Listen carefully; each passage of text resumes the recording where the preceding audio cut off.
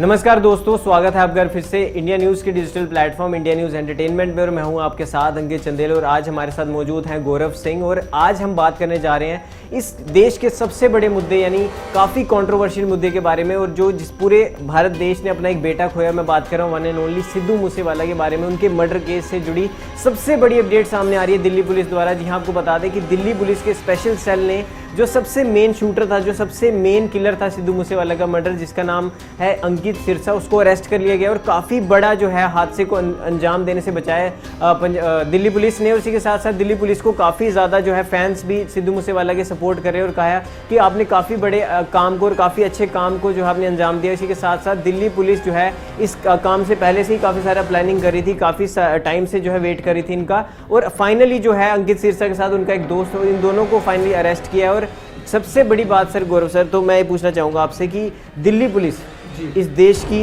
राजधानी की सबसे बड़ी पुलिस है, सबसे अच्छी पुलिस मानी जाती है और आपकी पुलिस यानी दिल्ली पुलिस उसको कहा जाता है। और तो सर सिद्धू मूसेवाला के केस में इतनी अच्छी बढ़ोतरी हुई है, इतनी एक बड़ा जो काम दिल्ली पुलिस ने किया, इसके बारे में आपका क्या विचार है सर? देखिए अंकित, सबसे पहली बात, जब सिद्धू मूसेवाला की हत्या होती है मैं उस दिन जाऊँगा, यानी 1 महीने पुराने लेके चलते हैं आपको। सबसे पहले हम चलेंगे उस दिन की तरफ जब हत्या हुई और अगले दिन ये बात सामने आई कि इस हत्याकांड के जो तार हैं वो दिल्ली से जुड़े हुए हैं। दिल्ली की तिहाड़ जेल में एक ऐसा सरगना बैठा है जिसकी वजह से इस पूरे हत्याकांड को अंजाम दिया गया, जहां से पूरा ये कनेक्शन जुड़ा था। और दिलचस्प बात यह है कि जब लोग पकड़े जाते हैं, जब मेन किलर पकड़ा जाता है जिसने गोलियां चलाई और जिसकी गोली से सिद्धू मूसेवाला की मौत हुई, वो भी दिल्ली से ही पकड़ा जाता है। तो सबसे बड़ी बात यह है कि दिल्ली में से ही गुनाह की शुरुआत हुई है और दिल्ली पे ही जाके गुनाह की कड़ी होती है और वहीं से आरोपी गिरफ्तार होता है, पहली बात।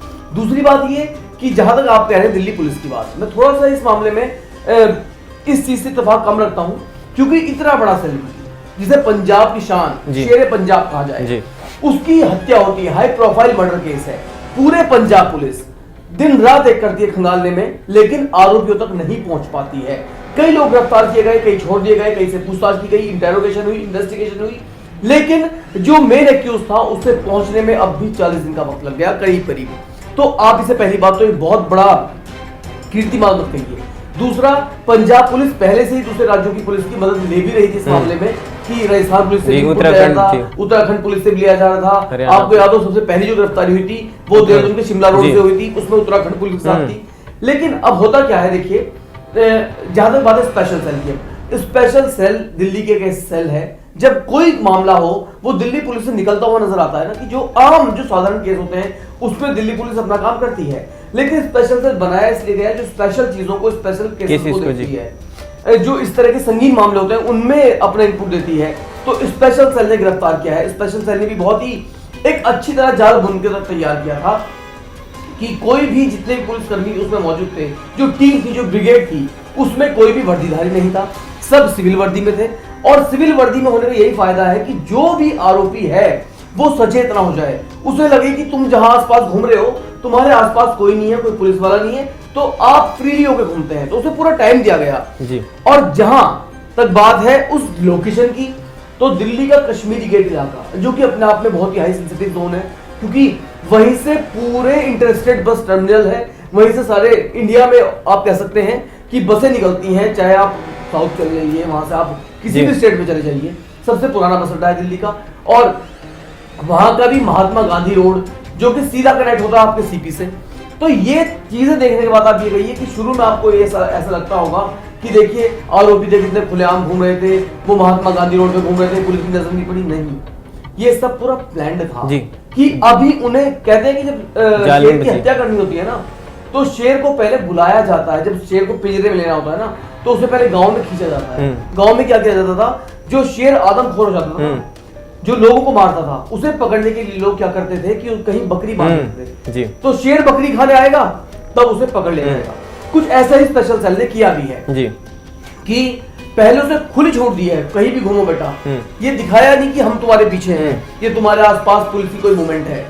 जब वो आया आराम से घूमता रहा, अब राजस्थान निकलने की फिराक में था, कि उस बीच शिकंजा कसा और आज सुबह 11:05 पे दोनों लोगों को धर लिया गया। जी, तो सर अगर पंजाब से वो दिल्ली उन्होंने ट्रैवल किया, अपनी गाड़ी में वो ट्रैवल करके आया, तो सर कहीं ना कहीं कोई तो था ऐसा जो उनकी मदद कर रहा था। और आपको बता दें कि वो हम बताएंगे इस वीडियो के अगले पार्ट में, बट सबसे पहली बात आपको बताया कि सर सबसे इम्पोर्टेंट बात थी कि अगर वो पंजाब से दिल्ली आया तो उनके पास बोल रहे थे कि हथियार भी थे, तो सर कोई चेकिंग नहीं बॉर्डर पे, ऐसे कैसे हो सकता है? होता क्या है अंकित, जिस तरीके से आपने पहले भी देखा, अब सिद्धू मूसेवाला था, उसकी सिक्योरिटी का हटाया जाए जी, और सिक्योरिटी हटते ही अगले दिन उसकी मर्डर कर दिया गया। फिर वो भी तब भी कोई ना कोई साथ था, सिद्धू का कोई नजदीकी या करीबी साथ था जो उसे ना उसने बुलेट प्रूफ गाड़ी में बैठने दिया, वो नॉर्मल कार से जिसमें जाता भी उसे लेके गया, साथ में उसके जो गनर होते थे, जो सिक्योरिटी थी उसकी पर्सनल, हाँ वीआईपी, उसे भी वो कैरी नहीं कर रहा था उस दिन, और अचानक इस तरह से उसकी मौत होती है, हत्या की जाती है। अब होता क्या है कि जिसने इतने बड़े हत्याकांड को अंजाम दिया है वो कितना बड़ा सरगना है कि जब इतना बड़ा हत्याकांड हुआ उसके बावजूद पंजाब में उसके मनसा जिले के पास गांव में जाकर उसने उसकी हत्या की और वहां से वो अपने आप को एस्केप करने में कामयाब हुआ। तो ये अपने आप में इसलिए बड़ी चीज हो जाती है। देखो उसके पास से पुलिस ने 3 वर्दी भी हासिल की हैं, उसने जब्त की हैं, 3 पंजाब पुलिस की वर्दी भी थी, यानी जो शूटर था वो इतना शार्प शूटर था और साथ ही साथ इतना शातिर था, उसे पता था कि अगर कभी एस्केप होना पड़ जाए तो हमें पुलिस की वर्दी भी पहननी पड़ जाए तो हम पहन लेंगे जी, तो ताकि खुद को खाकी में दिखाए और वहां चुपचाप निकल जाए। मतलब ये प्री प्लान्ड पूरी एक प्लानिंग के साथ आए थे। जितना शातिर वो गुनहगार था उससे ज्यादा शातिर निकली, लेकिन दिल्ली पुलिस को स्पेशल कि उसने उसके बावजूद एक डोंगल बरामद हुआ है, यानी डोंगल से वो इंटरनेट का इस्तेमाल करता था। 2 अलग अलग फोन और सिम कार्ड बरामद हुए हैं, यानी एक फोन होगा साथियों से बातचीत करने में और एक फोन होगा जो पर्सनल नंबर होता है आदमी का। जितने भी गुनहगार होते हैं वो अक्सर कई सिम और कई फोन का इस्तेमाल करते हैं, वो अपने फोन से लोकेशन ट्रेस ना हो जाए इसलिए उस पर इंटरनेट नहीं चलाते हैं, वो डोंगल का इस्तेमाल करते हैं। फिर पंजाब पुलिस की वर्दी, फिर 9mm की एक पिस्टल, फिर 0.3mm की एक और पिस्टल बरामद हुई।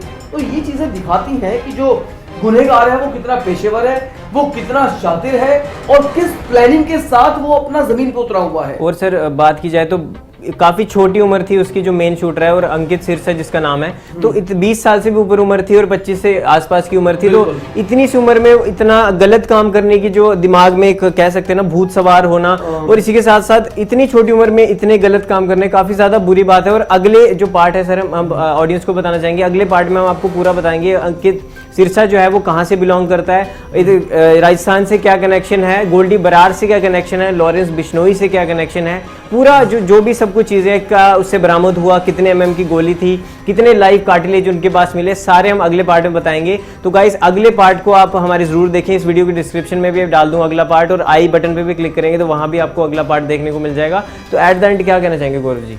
एट द एंड ये कहना चाहूंगा अंकित कि जिस तरीके से 40 दिन लगे, यानी पंजाब पुलिस का तो मैं इसमें पूरा एक तरह से फेलियर मानता हूँ जी, कि इतने हाई प्रोफाइल केस के आरोपियों को आपके घर में जाके वो इतने बड़े सेलिब्रिटी को मार के आ गए, डिस्ट्रिक्ट में जाके, गांव में जाके, उसके बाद ही पंजाब पुलिस तक नहीं पहुंच पाई और इतना टाइम लगा दिया।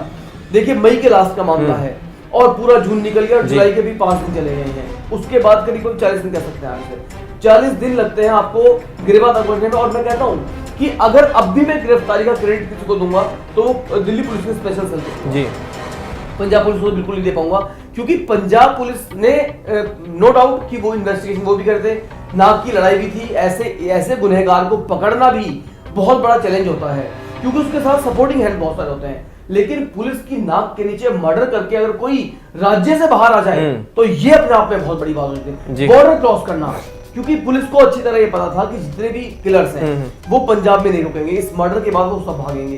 तो फिर कैसे शख्स निकल आया? मेरा सवाल है पंजाब पुलिस से, पंजाब पुलिस का कोई अधिकारी हमारी वीडियो देख रहा है तो उसका जवाब दे, क्योंकि जब अगले दिन आप एक गिरफ्तारी करते हैं 24 घंटे के अंदर और आप वो गिरफ्तारी आप उत्तराखंड से करते हैं, तो ये साफ हो चुका था कि जितने भी आरोपी हैं वो अपना राज्य छोड़ के आसपास के बाउंड्री वाले राज्यों में भागेंगे जी। और पूरा इस मामले में भी ऐसा ही हुआ, और कौन जो है इनकी हेल्प कर रहा था भागने में, कौन मास्टरमाइंड था इसके पीछे, वो भी हम अगले पार्ट में बताएंगे। तो बने रहिएगा दोस्तों हमारे साथ, इस केस से जुड़ी हर एक डिटेल्स हम आपके लिए लाते रहेंगे। हमारी वीडियो को लाइक शेयर करना बिल्कुल ना भूलें अगर आप सिद्धू मूसेवाला के सच्चे फैन हैं, क्योंकि हमारे चैनल पर सबसे बड़ी और सबसे अच्छी जानकारी आपको मिलती रहेगी। तो इस वीडियो में इतना ही, धन्यवाद दोस्तों। अगर आपको हमारा ये वीडियो पसंद आया हो तो वीडियो को लाइक करें और चैनल को सब्सक्राइब करें, और हाँ, बेल आइकन को दबाना ना भूलें ताकि आप तक वीडियो का नोटिफिकेशन पहुंचता रहे। देखते रहिए इंडिया न्यूज़ एंटरटेनमेंट।